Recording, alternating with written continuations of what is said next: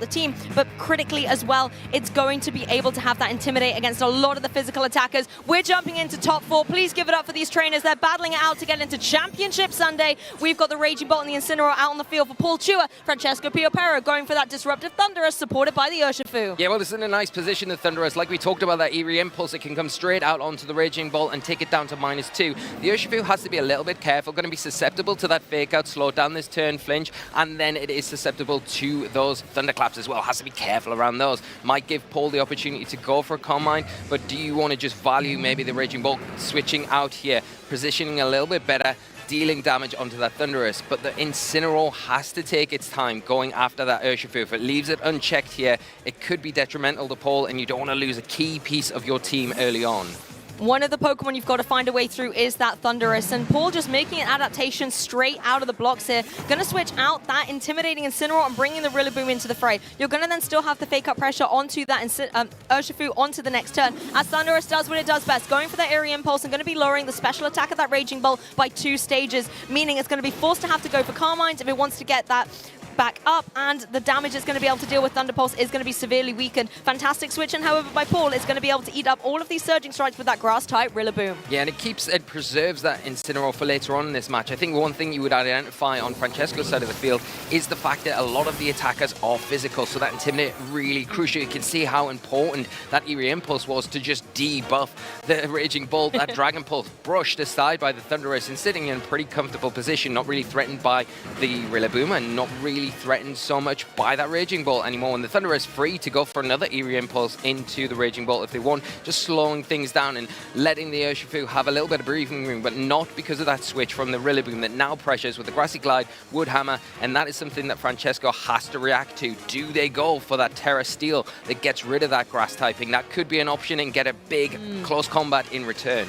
Yeah, and Thunder is floating really free right now. Doesn't worry about anything the Rillaboom can throw its way, and if it keeps going for those Eerie Impulses, it really does not have to contend with the Raging Bolt either. An adaptation, however, Francesco bringing in this Gouging Fire. It's going to be able to use this Photosynthesis, thanks to its booster energy, to get a speed boost, and we saw how critical that was in his top 8 game. Thunderous goes for that Thunder Wave, however, says, I think I've put the Raging Bolt in check. Time to deal with you, Rillaboom. It's now paralyzed, it's going to be slow, and critically maybe unable to move if it does get paralyzed, but Paul is able to at least find it smart, going for that Dragon Pulse, catching the Dragon Pokemon on the switch-in, with Rillaboom following up with the Wood Hammer. It's not going to be able to get it in range of a KO, but at least the targeting does mean that that Gouging Fire has not come in safely at all. Yeah, I think a really nice catch there from Paul, because the one thing I was thinking was maybe you just keep going after the Thunderous. It hasn't got a way to recover any lost health, so you carry on going for that Dragon Pulse into the Thunderous, but smartly picking the other slot that has just protected, that needs to be switched out because of the pressure there. So maybe catching one of those dragons on the switch-in, exactly doing that, and that makes life a little bit more difficult for this Gouging Fire now it's on the field. Does have the ability to put a bit more pressure onto that Rillaboom though, and it knows it's quite safe with the Eerie Impulse support, so that can lower the special attack of the Raging Bolt even further and mean that those Dragon Pulses aren't as threatening going forward. It also has the Terra Fairy type as well, so it can have an immunity to that. It does put itself a bit more in harm's way of the Rillaboom, but it does threaten with a big Heat Crash. Yeah, I think Rillaboom heard that Heat Crash, Lee, and is deciding to get out of there. It does give Paul the opportunity to then, once again, bring this Incineroar back into the fray. The Intimidate going to really pay off against that Gouging Fire, stopping it from being as offensively pressuring as it was previously, as well as having that Fake Out to go onto it in the next turn. Considering it did just go for the Protect, the Fake Out is looking very nice going into the next turn here. Eerie Impulse is going to connect down. This is now a -4 Raging Bolt, so the Dragon Pulses are really going to be doing minimal damage. I feel like the Gouging Fire isn't going to need to necessarily utilize its Terrestrialization either, because it's not going to be doing too much damage. No, not at all. And I think now in a position where probably the next turn it can freely go for a Howl. And I think that Paul is almost at the point where they probably want to switch out that Raging Bolt, just reset those drops and get maybe the Rillaboom onto the field. But if Francesco kind of suspects that switch, could go for a Heat Crash into that slot. It is -1, of course, as well, so that Intimidate paying dividends, and it is going to be susceptible to that Fake Out the next turn, but do you risk it here? Do you just keep it on the field? You want to keep that booster speed, energy, that boost that you've got intact. You don't really want to give that up for free, especially because you could maybe suspect a Fluttermane lurking in the back, and you want to keep that speed intact as best as possible going forward. But Thunderous now going to be switching out. Yeah, Thundurus has kind of done its job offensively. It's only got Wild Bolt Storm, and neither of the Pokemon here are really going to worry about that. Let's get some offensive pressure back on the board with the Urshifu. Howl, however, comes through. This is perfect for the Urshifu switch in. It comes in unintimidated and gets a +1 attack to boost. Dragon Pulse will try and deal with this Gouging Fire, but thanks to the -4 from the Eerie Impulse, it's going to be doing negligible damage. Parting Shot, however, beautifully targeted because now Urshifu right back down to neutral. Yeah, it's a really nice parting shot and use of that Incineroar. Keeps that Intimidate in the back, fresh to come back in. Take these Pokemon back down to -1 after the Howl. So keeping that in check. And now you've got the Rillaboom to come back onto the field. And now the Thundurus is gone, that Cover Cloak has gone with it. Your Fake Out becomes active. Now the Raging Bolt still in that really awkward spot where it's -4 special attack. It's not hitting hard. You can see how much it's struggling to get that super effective Dragon type attack into the Gouging Fire. It's pretty safe in front of it at the moment. So you want to get that off the field. You want to reset that. Maybe get Incineroar back onto the field, and it's unlikely that you see a Surging Strike into a Raging Bolt most of the time because of the Dragon type in there. It's going to resist those water types, so Incineroar could be quite safe to bring in here, and it gives you that Fake Out support once again to readjust the board. Maybe the next turn, switch the Rillaboom out, bring that Raging Bolt back into play. Yeah, the other Pokemon seem to be dancing around each other, leaving Raging Bolt in the corner by itself, but it's going to switch out, reset all of those Eerie Impulse drops, and can come back in to stop applying pressure later on. It is going to be a Protect coming down on the Gouging Fire. Paul has the utility to have brought in this Urshifu, but is it going to be able to get in safely? Yes, a sigh of relief for Paul Chua there. He's got the Urshifu in. It's got its Focus Sash intact thanks to the passive play on Francesco's side. Yeah, that's a really nice play to get the Urshifu onto the field now, and you know, just to burn through that Fake Out threat that was there, just to make sure that your Pokemon don't take any unnecessary risks at this stage of the battle. Everything matters at this point, everything on the line, remember, for these trainers. Now the Urshifu on the field for Paul, it does put a bit more pressure on that Gouging Fire. It is hitting for neutral, but it's so low health at the minute that it can, well, it will probably go down to Surging Strikes, and then with that Rillaboom in a position where it probably wants to switch out, so you've got that grassy terrain to bring back in and drop another Intimidate onto the field. It would be useful to do that, and you could even go for a close combat into the opposing Urshifu if you fancy just getting some big damage onto the field. Exactly, and as well, that Rillaboom can apply pressure to the Urshifu with something like the Wood Hammer, but considering the terrain has gone, what it really wants to utilize is the priority Grassy Glide to be able to get around that Gouging Fire. Thanks to its speed boost it got earlier, it is going to be the fastest thing on the field. It can go for another Howl here, boost up the attack of that Urshifu, but it's the Urshifu on Paul's side that's first to blink. It's going to be able to connect 1, 2, and 3 critical hits with the Surging Strikes to get rid of this Gouging Fire. Rillaboom can breathe a sigh of relief. Yeah, it definitely can. It hasn't got the boost of the grassy terrain to power up those grass type attacks now, but before it is able to attack, if it is able to attack, it's going to have to contend with maybe a close combat into that slot from this +1 Urshifu, but not a switch here. Paul standing strong with the Rillaboom. These Surging Strikes coming out, going to be resisted. The Rillaboom in a prime position to do some big damage in return to this Urshifu on Francesco's side. I'm not sure if I would have preferred to see a close combat coming through there on that Urshifu, just trying to get more damage down, because the Wood Hammer breaks through the paralysis, takes down that Urshifu in a very clean one-hit KO. That's exactly what Paul Chua needed here to get the double knockout in this turn. Yeah, one fell swoop taking down 2 big pieces of Francesco's team, and it looks very, very difficult to make any sort of comeback now, especially when you look at that Raging Ball. It's in the back, it's full health, and you've also got the Urshifu sitting pretty happy at the minute as well. Ting Lu, one of those remaining Pokemon for Francesco though that can come in. Is it going to be able to do it and got enough in the tank to be able to pull this back for Francesco though? I mean, one option Ting Lu does have is that Earthquake, and considering its partner Pokemon's flying up in the air, you don't have to worry about giving side partner damage. The grassy terrain is currently not in effect. That would be dilapidating some of that damage in play. Obviously, if Incineroar stitches in, the Intimidate is going to be a little bit difficult, but Incineroar still just doesn't want to switch into an Earthquake. No, and you've got that kind of... oh, and it's got Clear Amulet anyway. Yeah, you've got the Wild Bolt Storm and the Earthquake, so you've got a kind of Disc Quake kind of combination. Oh, I like which that. Is like the spread damage across the board, which makes life difficult. The Urshifu is not going to want to sit in front of those attacks, because that combination could be enough to pick it up. The Rillaboom solo health at the minute, that will probably go down to that combination. And like you've said as well, the Incineroar comes in, it's not really going to come in on an Earthquake either. Even though it is going to be able to drop an Intimidate onto the board, it's still going to take a good, respectable chunk of damage. Yeah, and that Intimidate's null and void anyway, thanks to the Clear Amulet, so Ting Lu's going to sit really nicely on the field here. But Incineroar has joined the fray, maybe trying to think, hey, if Earthquake's not coming my way, I've got that fake out to utilize in the next turn. Ting Lu, however, is just going to go straight into its terrestrialized form. It's going to be taking on that poison typing. Yeah, banking that for this late game is a really, really clever move, because now you don't have to worry about that fighting weakness or the water weakness. Now, the Surging Strike's coming out into that Thunderous. Is it going to be able to survive? It's going to be very close on this third hit. No, and it does manage to just survive, allowing the Thunderous to get one more attack off. And it is going to be able to connect that Wild Bolt. Storm does a good amount of damage to the opposing Urshifu, but it is going to stay in the game as Ting Lu goes for that Earthquake. You already said, Lee, it can go for the Wild Bolt Earthquake combination, and it will fell the Urshifu. But look actually how well that Incineroar was able to take that damage. You almost feel like Ting Lu needs its partner Howl from the Gouging Fire that's already gone down in order to really get its damage rolling. Yeah, that would definitely help in this situation. And, you know, the Thunderous now in this spot where, okay, well, it can't be faked out, but the fake out can still have the priority and just get rid of the Thunderous with that remaining damage. It doesn't matter about stopping the Thunderous in its tracks. The fake out damage is still going to mount up here. And now you've got the grassy terrain in play as well. That Earthquake not going to be as effective. So Ting Lu going to have to rely on the remaining options. It's got the Throat Chop, the Terra Blast. The Terra Blast is going to be super effective into the Rillaboom. And it also is going to be the option that you're going to have to rely on into that Incineroar as well.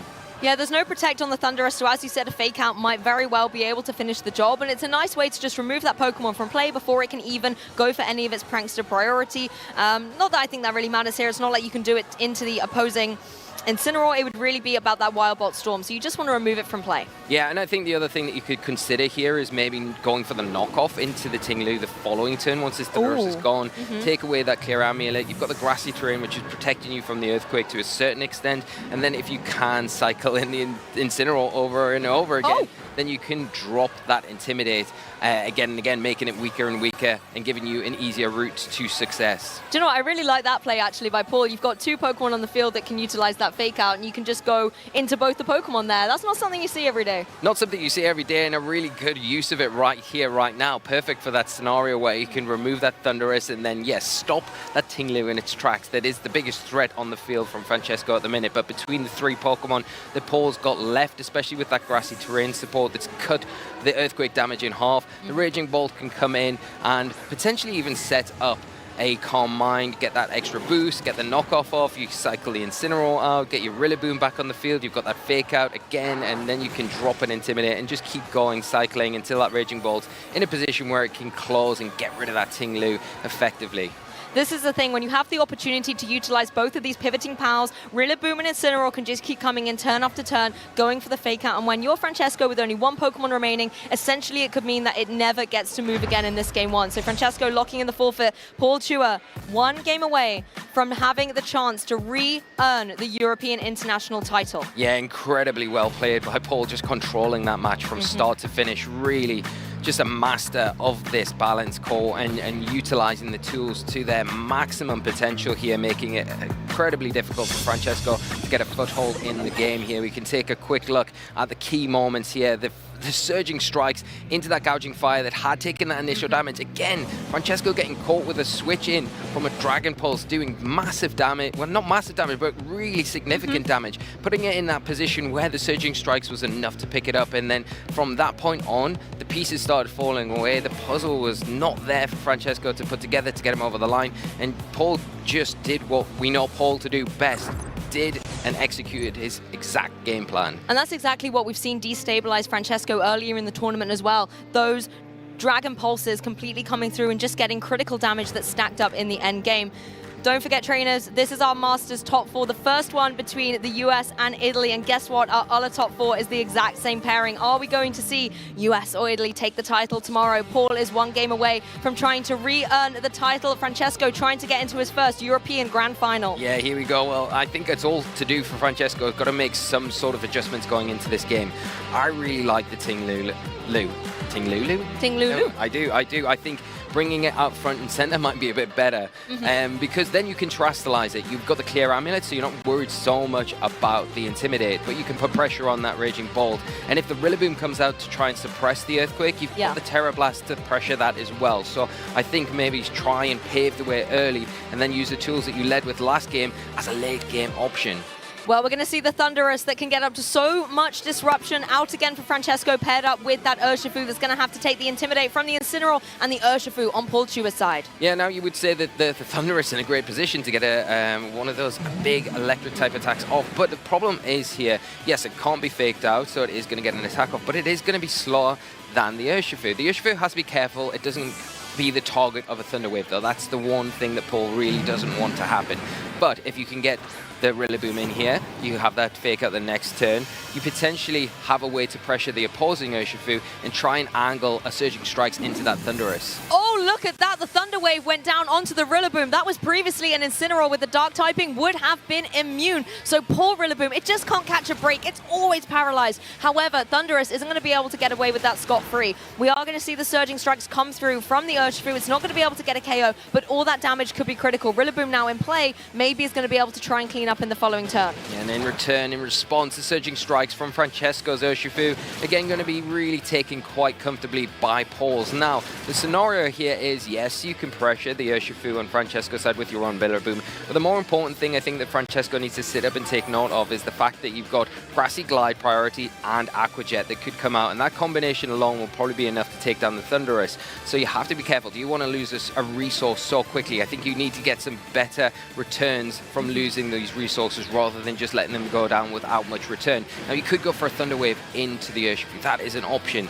And if you get that Thunder Wave off, it makes things a little bit easier. You're pressured here with your own Urshifu, so you have to kind of switch it out or protect it here. You don't want to take any unnecessary damage from this Rillaboom. But if you believe it is tied up, going after that Thunderous, maybe you could be brave enough to get a really big close combat off into one of these targets. That's the thing, the Thunder Wave could be a parting gift of that Thunderous into the Urshifu, but then Paul can easily see that and go for that Detect, leaving the Rillaboom maybe free to try and deal with this Thunderous, unable to get the second Paralysis off on the board. At the same time, that Paralysis could come through for the Rillaboom, and then Thunderous is going to be able to try again on the next turn. Urshifu, however, of course, going to break through that Detect with its Unseen Fist and go for another Surging Strikes. They're not doing a huge amount of damage, and considering Grassy Terrain's in effect as well, it's going to be able to regain a little bit of that HP, maybe put it back into the green zone, but it's still being whittled away out. Something like a Wild Bolt Storm is going to be able to get some good damage onto it if it was able to come through. Yeah, well, that's the other option there. You could go for the priority, or you could just say, well, it's low enough because my big Wood Hammer is going to be enough to take this Thunderous down, and that's exactly what happens.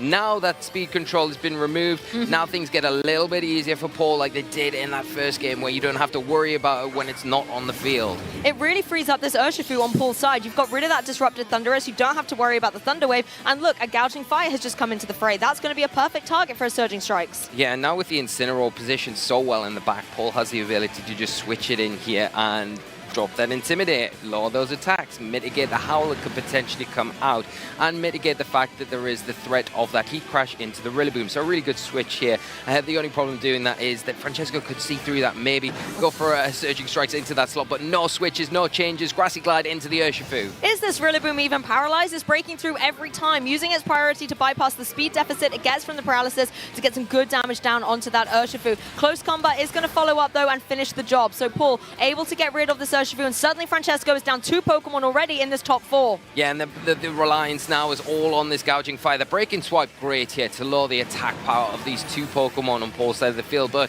Paul still has the ability to switch these out pretty freely here. Dropping Intimidate, we've already mentioned with the Incineroar. It's going to be very useful into the Gouging Fire. It all depends on this partnering Pokemon, and it is another Dragon. It is the Dragonite here that's really going to benefit from those Howls if you can get them going in these next few turns. That's the thing, Dragonite's going to love the Howls. Its multi-scale is currently still intact, so it does have defensive capabilities, but we've had a sneak peek to what Paul Chua has in the back. That Raging Bolt is going to be really eyeing up that Dragonite for later. Yeah, I think if you can get the Howl off here and look at the Dragonite's moveset, it's got some nice options. It's got that Scale Shot, so it can boost its own speed. I don't suspect Paul has brought that Fluttermane in. We don't know the final Pokemon yet, so it could be lurking in the back. You've got to be careful about that, but it also could be that Raging Bolt that could come in and be susceptible to those Scale Shots. So the Dragonite, perfect here to apply a lot of pressure. taking advantage of these howls that's coming out. Francesco saying, I'm not done yet. Here we go. Let's boost this attack. Yeah, you called it, Lee. The howl was the perfect opportunity. Dragon Knight, however, did have to take that Intimidate to the scale shot. Not going to be dealing as much damage as it wants to,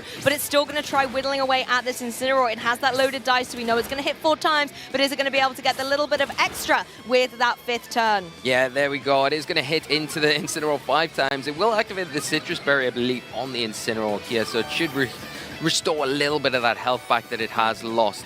But maybe not quite enough. So the Citrus Berry is still going to be intact, but that 5th hit, all important. And now still in another position where that speed boost has put it ahead of the Urshifu now. You have to be careful because the Fake Out is going to be active here. So both Pokemon have to be a bit tentative, not to overextend themselves too much, because a Fake Out and an attack from the Urshifu could be enough to maybe do really impactful damage to that Gouging Fire. You've got to be very careful how you go about this next turn if you're Francesco, especially because if you protect on top of the Fake Out, the Unseen Fist ability is kind of left to pick whatever target it wants and go into and get some really useful damage off. Well, there goes another howl. It looks like this Gouging Fire is relentlessly trying to help out the Dragonite, identifying it as maybe Francesco's key for victory. Dragonite goes for another scale shot. Oh, Lee, I think if it gets to... Oh, okay. Citrus Berry in play. I was going to say without that, I think the 5th hit would have been able to get the KO. Now you're going to need a couple of critical hits. Yeah, you are. I think... Oh, it's going to be very close. It is going to be still so close. Very, very close. If we get down to this 5th hit, I think it's going to be touch and go. Whether this Incineroar drops... Oh, it's only 4 hits this time around, unfortunately, for Francesco. So the Incineroar is allowed to hang about. Another speed boost for that Dragonite here. Searching Strikes coming out is breaking that multi-scale on the Dragonite here, which is very useful going later into this game. Not doing as much damage as probably Paul would like, but he's going to be patient here. I think you have to be in this scenario. There's only 2 Pokemon left from Francesco's side, and the options are limited for what you can do. Useful Parting Shot, going to lower that attack 1 stage, so it's back down to +1 now. No, neutral now, rather than being a bit more of a threat.